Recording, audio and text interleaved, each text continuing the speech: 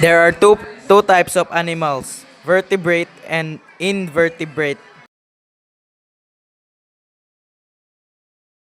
A vertebrate is an animal that belongs to the subphylum Vertebrata, characterized by the presence of a backbone or spinal column. This group includes mammals, birds, reptiles, amphibians, and fish. Vertebrates have a complex nervous system and a well-developed internal skeleton that provides supports and protection for their bodies. Example of vertebrate animals.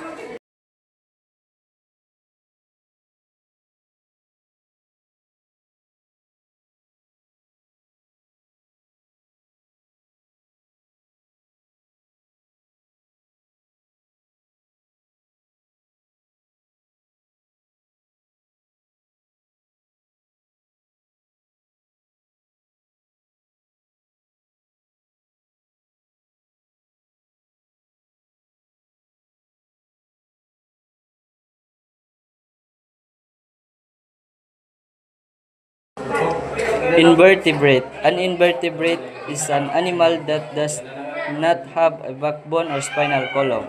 This group includes a wide range of animals such as insects, arachnids, crustaceans, mollusks, and echinoderms. Invertebrates often have simpler nervous systems and may have external skeletons or cells for support and protection.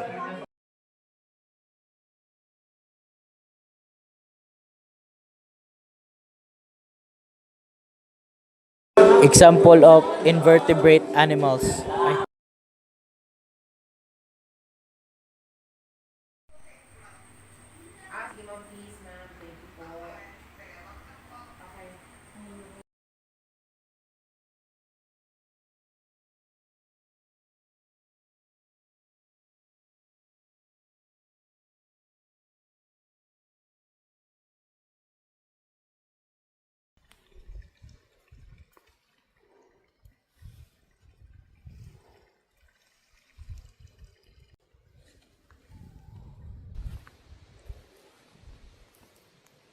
Wow.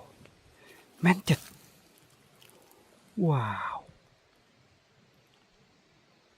ว้าว